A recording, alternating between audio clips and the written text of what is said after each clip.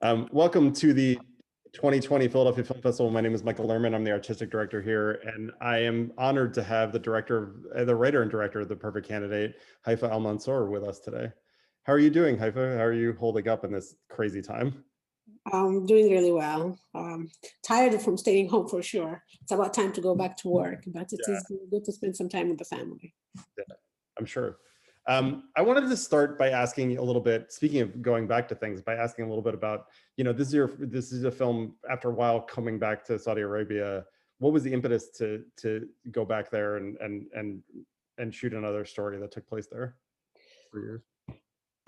Well, I think it is Saudi Arabia now is opening up for film and arts in general, and I felt it's very important for a place that is very conservative like Saudi Arabia and had a lot of intolerant ideas for so long, for a couple of decades, where it is all about excluding women and art from the public space. So I thought it's an important opportunity for me as an artist to contribute to the dialogue that is happening back home and hopefully push for more recognition for women's rights and also encourage women to believe in themselves and participate more in social life and political life. And it is all gradual, and I think social change and transformation needs to take time because Right, it involves people changing their values, and changing values always takes time. right. Has it been shown there yet? Has the Yeah, it has been shown there in Saudi. Like we were supposed to go into a theatrical release, but COVID hit, which Right. was so we went into streaming and yeah, we did really well. I think a lot of people enjoyed the film, and a lot of people enjoy the music and the humor. And I think I grew up with the music. It's like hit songs from my childhood and my teenage years. So I think a lot of people also there's a nostalgia to hear that music back Right. and celebrate it. So a lot of people enjoyed it, but Saudi is still there are a lot of people who think women should not do make films, and they professions like filmmaking or being an actress or celebrating the art. Still, there is a lot of like resistance when it comes to women, especially going into careers like that. Right. Did you, when you were kind of putting it together, I think one of the things that's so incredible about it, speaking of actors, is the casting. And I was wondering, how you found your cast, what your process was working with them. Was there a lot of rehearsal? Was there kind of a lot of? Mhm. Well, when we work in Saudi, it is such a difficult place to work because we don't have a lot of infrastructure. So you have to really recreate a lot of things. And one lacking is like having casting directors. So you always like rely on someone who knows someone and try to figure out who can act. Mila was already an actress, and I saw her in a couple of TV shows, and I really enjoyed her performance. So that was easy because she was carrying most of the film, and it was easy for us to trust someone who has some experience. But everybody else around her was non-professional actor. And non-professional actors are, for me, it's a privilege to work with them. Of course, you need to teach them the craft and where they stand and the blocking and all that.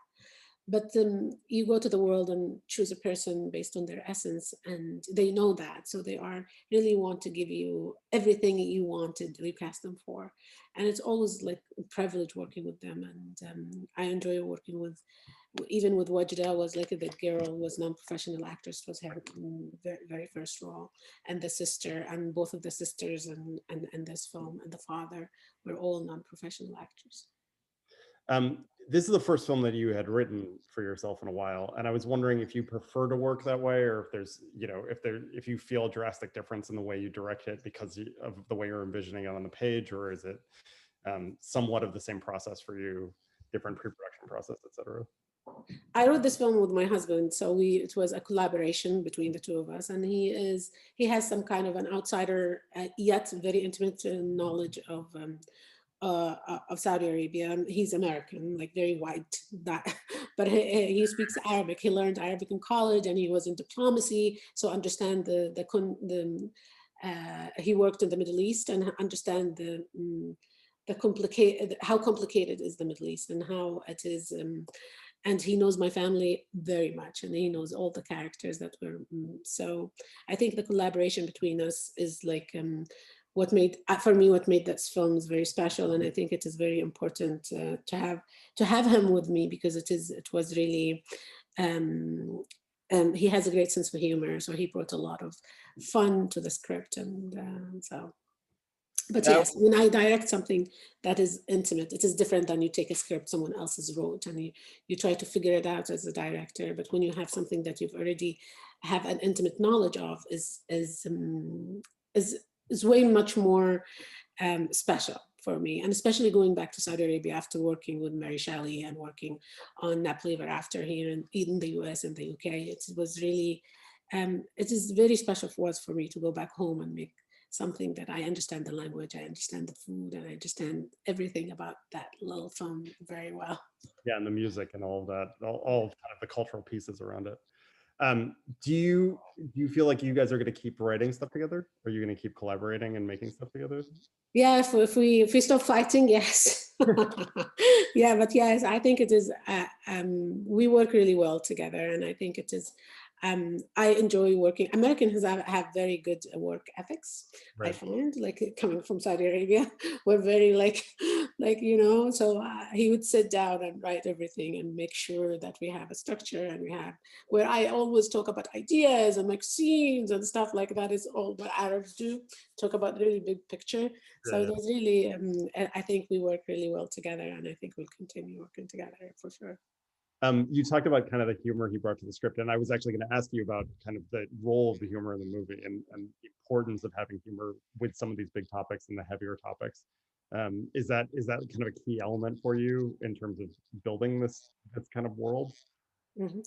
Absolutely. I think a lot of people expect when they go to a film from Saudi Arabia that they will see a harsh story, and Mhm. it was going to be like almost like work watching the film. And I think it is having humor works both in Saudi Arabia and for international audiences because it makes people let their guards down and just enjoy the journey. And it is also like it humanizes people.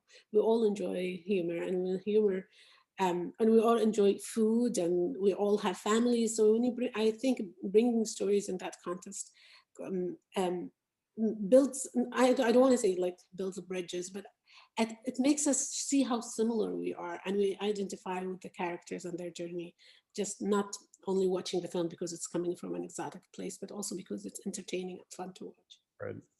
I'm going to take a couple questions from the audience. Were there real people in your life that inspired the character? Absolutely. My mom is one big inspiration in the film. My mother, and even when I grew up in Saudi Arabia, I come from a small town. And my mom with my father had 12 kids. I don't know why, but we were 12 of us. That's But they were very progressive. man. What's Yeah, because yeah, it is the norm. And like, yeah, over how much time though? What's the age span between the oldest and the youngest? a lot. Yeah. A lot. I think I am my oldest maybe in her 60s and the youngest in her 20s. So yeah, but although small town people don't speak English or anything, very progressive. My mom was really loved to sing, but her extended family is very, they don't want her to pursue a singing career. But whenever she goes to her family gatherings or something, like she will come and like sing and she'll have a very light veil and has this and he'll have her friends like carrying the drums and carrying she's the diva, like you know, the star of the party. And it taught me how defiance. I was really shy as a kid. I didn't want, she comes to school sometimes with this very light veil and looking so beautiful, and Saudi Arabia is all like Taliban, there's nothing like that. But for me, it taught me what defiance is and how to be true to yourself and true to the values that you carve for yourself. It is not something you borrow from people around you. And yes, it was very hard for us, my siblings as well, to grow as outsiders because people always talk and people always don't accept you if you don't follow the same norms. But now we're older, we understand what it meant, and it is a real like yeah, it is something I really want to give to my daughter as well. Hopefully one day, if she appreciates, we'll see. How do you feel like the film has built on your past films set in Saudi Arabia? um, I think all my films are about people who don't see themselves as victims. It is very easy to especially if you're coming from a place that is has a lot of tradition, very a lot of religious literature that is all about women should stay at home working in segregated societies, and it is a very sexist traditional society. It is easy to fall into the trap and seeing yourself as a victim and to portray women as victims as well. So I think for me it's always like to portray women as fighters. And yes, the circumstances are difficult and harsh, but they don't define us. It Okay. is women should persevere, and we should be happy. And that doesn't mean you have to fight every day, but you have to have true values that you live for. And yeah, so I think in that way it builds on that. I think we have time for one more from the audience. The question is, what are you working on now? Are you going to make something else set in Saudi, or are you going to make something else here?